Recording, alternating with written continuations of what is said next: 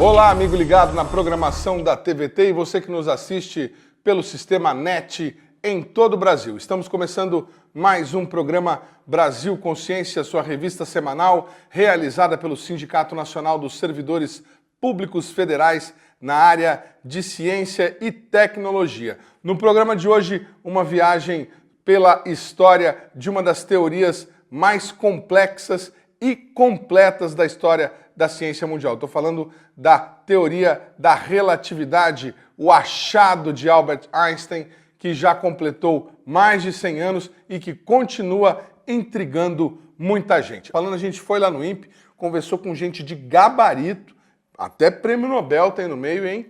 Vamos ver o que é essa teoria revolucionária, começando com a primeira parte dela, a teoria da relatividade específica. Veja. Um dos rostos mais conhecidos da humanidade.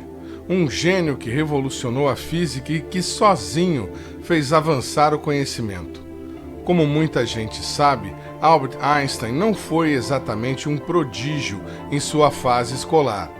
Mas o que alguns desconhecem é que mesmo depois de formado professor em física e de ter dado sua primeira considerável contribuição à ciência, com a publicação de um artigo em 1901, Einstein vivia da mesma forma como quase 12 milhões de brasileiros em 2020. Ou seja, ele estava desempregado. A vaga veio no serviço público. Com a ajuda do pai, ele conseguiu em 1902 um emprego de assistente no Instituto Federal Suíço de Propriedade Intelectual, uma espécie de escritório para o registro de patentes. A grande virada na vida de Einstein e, consequentemente, no estudo da física aconteceu em 1905, o ano do milagre. Ele publicou um trabalho sobre o movimento browniano, um trabalho sobre efeito fotoelétrico e um sobre a relatividade, que depois foi chamada de relatividade especial ou restrita. Aí, pelo fim do século XIX, começo do século XX, você tinha basicamente duas teorias. Você tinha a teoria newtoniana e você tinha o eletromagnetismo.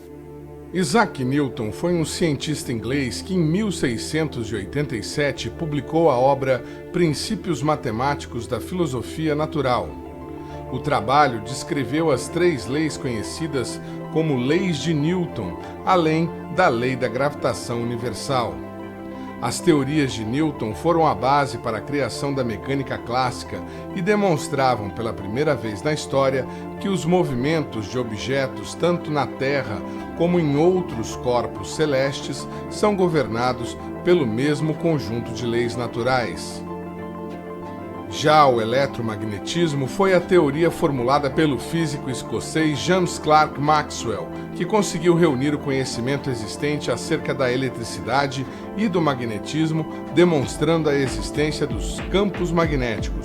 Ele provou que as cargas elétricas e magnéticas movimentam-se como ondas e que se propagam à velocidade da luz. A própria luz, segundo a teoria, é um exemplo de onda magnética, assim como o micro-ondas e o rádio. Só que essas duas teorias, elas tinham pontos aí de desajustes. Quando a gente estuda a mecânica newtoniana, por exemplo, é que se você está em um trem que está completamente fechado e está se movendo a uma velocidade constante, ele não está acelerado, você não tem como saber se você está ou não em movimento. No eletromagnetismo, se você vai olhar, em princípio, você conseguiria, por experimentos eletromagnéticos, saber se você está em movimento ou não. O que Einstein faz? Ele faz a junção. Ele coloca o tempo dizendo, olha, o tempo não é algo absoluto assim. Se o sujeito está parado ou em movimento, o tempo dele anda de uma forma ou de outra, não é a mesma forma. Quando você se desloca cada vez com maior velocidade, o tempo dilata e o espaço contrai. Tá?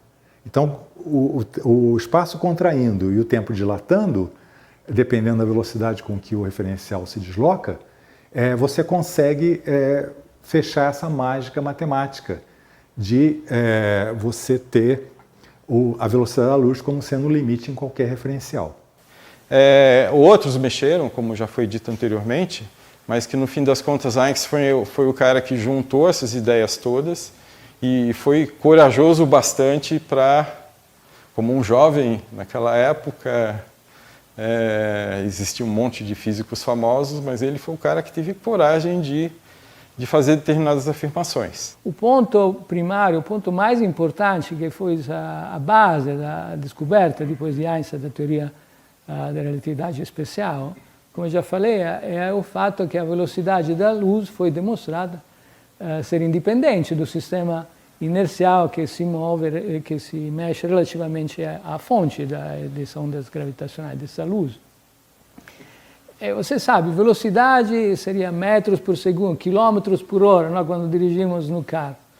Imagina uma coisa que é a mesma velocidade, independentemente se você está no trem, ou está parado na terra, ou se mexe com um avião, é a mesma velocidade. Se você tem, por exemplo, uma pessoa andando num foguete com velocidade próxima da luz e um colega andando num outro foguete com velocidade próxima da luz, esses dois foguetes estão um encontro ao outro, a teoria dele da relatividade especial, as contas que ele tinha formulado, diziam que a velocidade relativa entre esses dois foguetes ainda era a velocidade da luz. Ou seja, isso era completamente diferente da relatividade de Galileu, que diria que a velocidade relativa entre os dois foguetes era o dobro da velocidade da luz, né? Até então, as pessoas imaginavam que quando você tem dois eventos simultâneos, eles são simultâneos para todos. E, na verdade, não é isso, não, ele mostra que não é. Então, depende do observador, né? Então, esse fato, aliado com ao fato de que a velocidade da luz é constante, fez com que os conceitos de espaço e tempo foram totalmente modificados, né? Então, eles são interligados, eles não são conceitos separados e absolutos, eles dependem do observador. Além dos novos conceitos sobre o espaço-tempo, a teoria da relatividade também desencadeou uma nova visão sobre a relação entre massa e energia, proposta pela primeira vez na forma de massa é igual a energia sobre c ao quadrado, ou, buscando o resultado para a conversão de massa em energia, E igual a mc ao quadrado. Essa é talvez uma das fórmulas mais conhecidas da física, porque mesmo quem não tem nada a ver, vai olhar para essa equação e falar que isso tem a ver com Einstein. Se tornou quase um sinônimo de Einstein. It followed from the special theory of relativity that mass and energy are but different manifestations of the same thing. A somewhat unfamiliar conception for the average mind. Furthermore, the equation E is equal mc squared, in which energy is put equal to mass multiplied with the square of the velocity of light, showed that very small amount of mass may be converted into a very large amount of energy, and vice versa. The mass and energy were in fact equivalent, according to the formula mentioned above. This was demonstrated by Cockcroft and Walton in 1932 experimentally. E daqui a gente tem consequências que podem ser, e isso se concluiu rapidamente, que podem ser absolutamente catastróficas, porque bomba atômica não tem a ver com isso aqui.